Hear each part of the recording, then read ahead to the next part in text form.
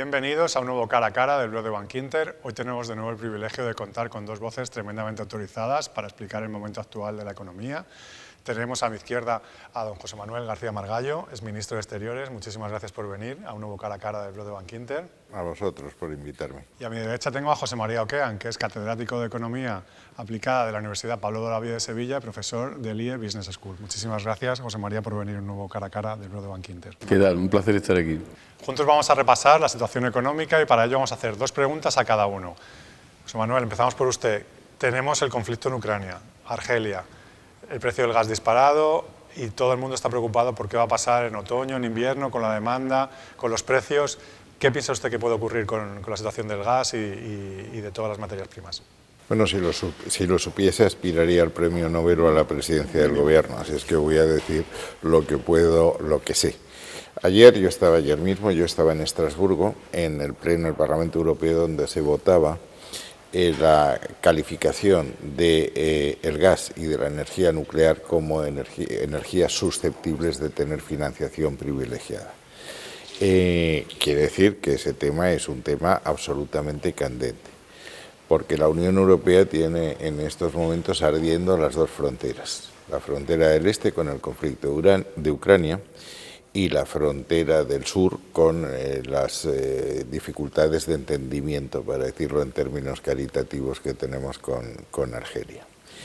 En el tema de Ucrania, la gran pregunta es cuándo va a terminar el conflicto y cómo va a terminar el conflicto, porque de cómo termine dependerá cuánto duren las sanciones de la Unión Europea a Rusia, con especial incidencia en el tema del gas y del petróleo, o desde la otra cara de la moneda, si Rusia va a utilizar el gas y el petróleo como arma estratégica. La Unión Europea, la Comisión, prevé reducir en 2/3 para fin de año la dependencia del gas de Rusia. Cosa nada sencilla. Aparte de las restricciones en el consumo, tiene que buscar fuentes alternativas. Esas fuentes alternativas, hasta este momento se ha explorado fundamentalmente Qatar, Estados Unidos y ampliar Noruega. Nadie sabe a qué precio se va a tener eso. Hay un problema de falta de barcos metaneros, porque esto es gas licuado fundamentalmente, y por tanto no sabemos cuánto va a durar. Mi previsión es que el gas va a tener un precio bastante alto durante bastante tiempo. En el lado de Argelia, que hubiese sido desde hace mucho tiempo, y yo lo propuse siendo ministro de Exteriores en 2014, hubiese sido la fuente para ir reduciendo nuestra dependencia energética de Rusia y, por tanto, haber ampliado nuestro margen de actuación política. Porque España tiene dos gasoductos que le unen a Argelia, uno que va de Orán a Almería y otro que va a través de Marruecos hasta Tarifa. Ese se suspendió el funcionamiento en noviembre y nuestra diplomacia no fue capaz de pedirle a los argelinos que siguiesen haciendo eso, garantizando que el gas no iba a ir a Marruecos. Tenemos además 7 estaciones de regasificación, contando la portuguesa. Sin haber hecho ninguna inversión más adicional, hubiésemos podido suplir hasta el 40% del gas que venía de Rusia. ¿Cuál era la dificultad diplomática también? Francia. Francia no ha querido nunca aumentar las interconexiones con España. Tenemos dos, una en el País Vasco y otra en Navarra, y teníamos una en construcción en Cataluña, que se intentó desatascar, se comprometieron a desatascarla en 2015 en Madrid. Firmó Rajoy con el presidente Hollande, con Passos Coelho de Portugal, con Juncker, que era el presidente de la Comisión, y con el comisario, que era Arias Navarro. Y realmente era una pequeñez, es decir, lo que faltaban eran 113 kilómetros y una inversión en aquel momento, 2015, de 100 millones de euros, menos de lo que costaba Mbappé, pero no se hizo y hemos perdido una oportunidad. Y con el conflicto que han organizado, primero enfadando a Marruecos, trayendo al secretario general del Polisario, luego enfadando a Argelia a través de una carta cambiando radicalmente la política exterior española, es verdad que gas va a haber. El convenio con Argelia caduca en 2032, pero ahora se está negociando el precio 2022, 23 y 24. Y ahí es más que probable que el precio suba. Y desde luego lo que es evidente es que la posición estratégica que teníamos con Argelia como socio preferente para la explotación del gas la vamos a perder en favor de Italia y probablemente de Alemania y Francia. Muy bien, muchísimas gracias, qué interesante. José María, tu enfoque más, digamos, casi económico, ¿cómo lo ves? Bueno, yo coincido con José Manuel, o sea, el tema del final de la guerra es la gran incógnita. Pensábamos que iba a ser un paseo militar de 3 días, un fin de semana, una guerra de fin de semana, ¿no? Y después, claro, en una sociedad como la actual, en que lo importante no es tener cosas, sino sentir cosas, Zelensky convirtió una guerra bélica en una guerra emocional, ¿no? Entonces fue llamando nuestras emociones, ¿no? Y todos fuimos respondiendo, ¿no? Y yo creo que hemos incluso sobre reaccionado, ¿no? Y entonces ya hemos creado un conflicto geoestratégico, yo creo que bastante complejo, ¿no? Porque si uno mira la historia hacia atrás, o sea, lo más parecido que tuvimos a la globalización esa de estos años fue el final del 19, principio del 20, ¿no? Entonces Internet fueron los barcos de vapor, ¿no? Y Google y Facebook eran los Rothschild, los Rockefeller, ¿no? Y los países empezaron a ver que ese mundo global no les gustaba, que no lo controlaban, ¿no? Y empezaron a cerrar fronteras, a tener cada vez más proteccionismo, que es lo que nos ha pasado a nosotros con el Brexit, el periodo de Donald Trump, de los aranceles. O sea, decir, a esto de la globalización no nos interesa. Y terminamos en la Primera Guerra Mundial. Los países se fueron cerrando, los conflictos fueron surgiendo y ahí terminamos, ¿no?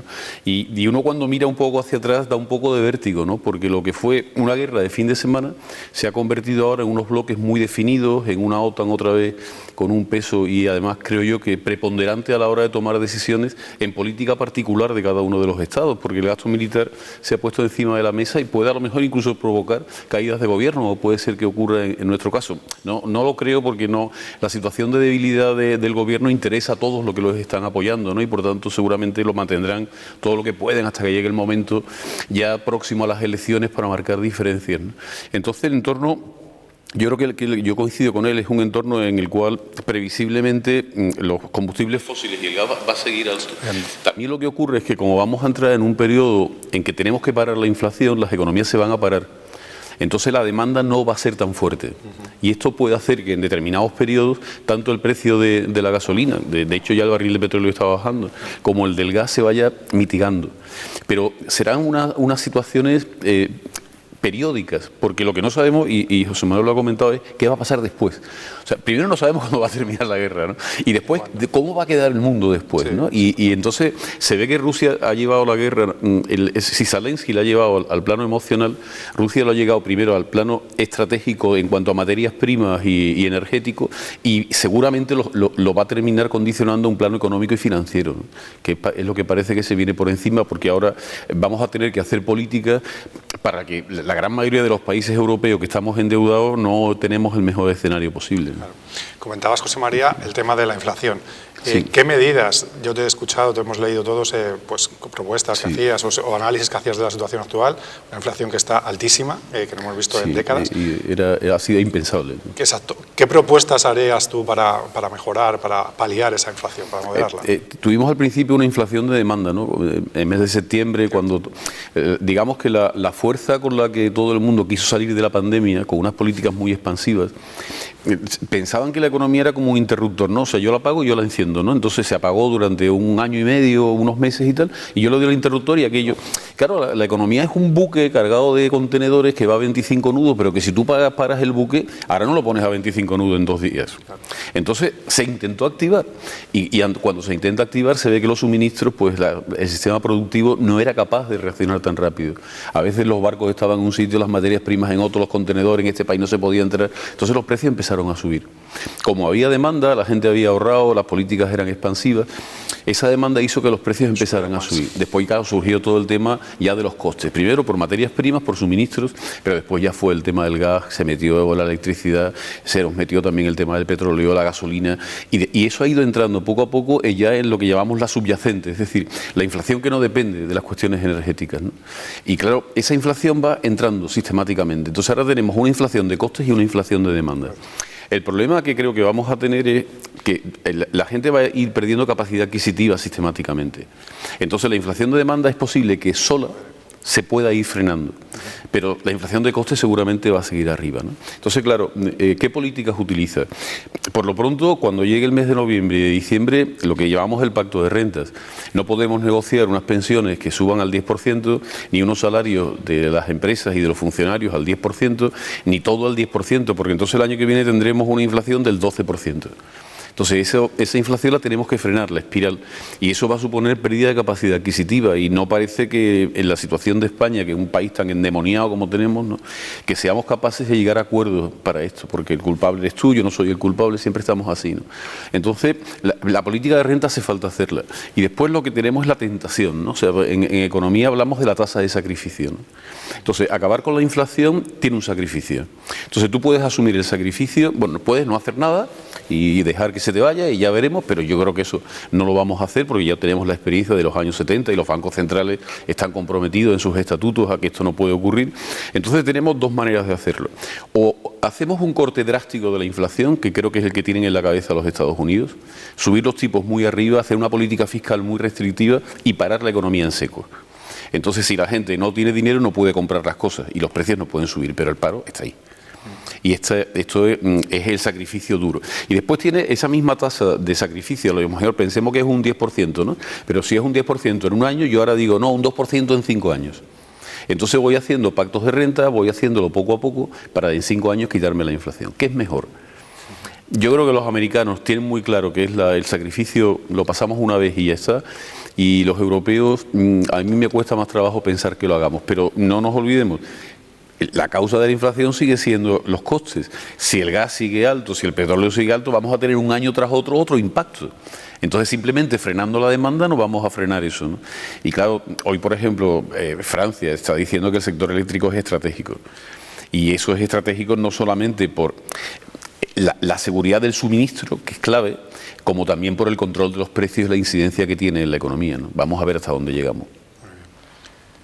García Margallo, ¿qué haría para bajar la inflación? Ha dicho José María dos cosas muy interesantes. La primera es el paralelismo con lo que pasó después de la Primera Guerra Mundial. Curiosamente hay un libro que se llama Los señores de las finanzas, después del asesinato del archiduque, que fue a final de junio. Nadie creía que iba a pasar nada. Los señores de las finanzas, que eran los 4 gobernadores de los grandes bancos, se fueron tranquilamente de veraneo. Y el representante de Lloyds, de una aseguradora, y tenemos hoy una aseguradora entre nuestros patrocinadores, dijo que no podía estallar la guerra porque si la Navy hundiese barcos alemanes tendría una aseguradora británica que responder. Era tal el grado de interdependencia que se creía que no podía pasar, y pasó.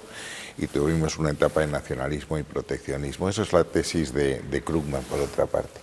Luego está el tema de la oferta, es verdad, aquí hubo un parón, se cortaron las cadenas de suministro, la política de COVID-0 de China ha sido mortal, ahora se está discutiendo topar el precio del gas y del petróleo, pero nadie sabe cómo se hace eso, porque eso es una solución global.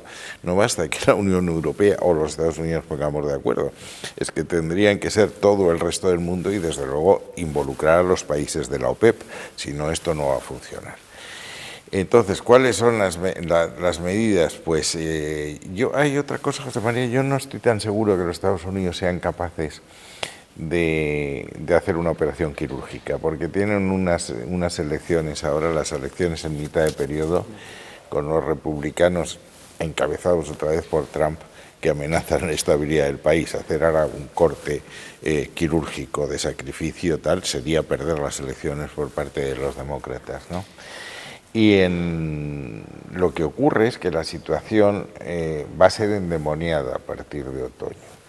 El Banco Central va a dejar de comprar, solo va a reinvertir las cantidades que obtenga por la amortización de los bonos vencidos, pero no va a haber emisiones netas, y eso lo quiere dedicar a comprar deuda de los países más endeudados y que una subida de tipos de interés puede provocar una crisis de deuda de prima de riesgo.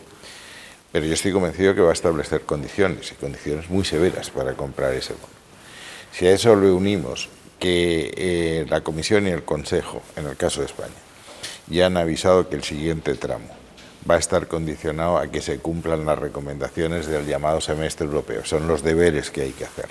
Entre ellos poner de pensiones, que no es un tema menor. Yo creo, además, los alemanes, que tienen la imagen de Weimar, están pidiendo ya un plan de consolidación fiscal a todos los países y nosotros tenemos una deuda que está en el 119, 120, una cosa así, ¿no? Entonces, ¿se pueden hacer estos sacrificios? Pues yo creo que es que esa crisis económica está coincidiendo con una crisis institucional. Es decir, aquí hay un gobierno que tiene dos almas, que cada vez están más enfrentadas y a medida que se avecine el horizonte electoral marcarán distancias, con un apoyo en las Cortes absolutamente errático, no se ponen de acuerdo en nada, es decir, nos va a coincidir una crisis económica con una crisis institucional. Y yo creo que la única solución será es lo que hicimos cuando llegamos al gobierno en 1977, que es una especie de pactos de la Moncloa, para ponernos de acuerdo en cómo se reparten los costes de la crisis, los sacrificios de la crisis y cuáles son las reformas estructurales que este país necesita, porque aquí hay tres problemas que son de siempre. Es decir, tenemos un paro, aunque las cifras ahora sean relativamente buenas, muy alto, incluso en las mejores épocas antes de Zapatero llegamos a tener un 8% de paro, que a nosotros nos parece que es para aplaudir con las orejas, pero que en términos comparados es muy malo. Tenemos una productividad que estamos a la cola y claro, el aumentar los salarios sin aumentar la productividad será la quiebra, y tenemos un desequilibrio en nuestras cuentas públicas tremendo, en lo que se llama fundamentalmente el déficit estructural, que la Comisión va a poner el ojo ahí. Es decir, que tenemos una situación muy complicada que requeriría un entendimiento entre las grandes fuerzas políticas para salir. Esto no hay partido político solo que en solitario pueda sacarnos de este embrollo, ¿no? Y no parece que el entendimiento sea versallesco entre el gobierno y la oposición, ¿no? Perfecto. Pues sin más, acabamos aquí este nuevo cara a cara del blog de Bankinter y seguimos en contacto para seguir aprendiendo de economía. Muchas gracias.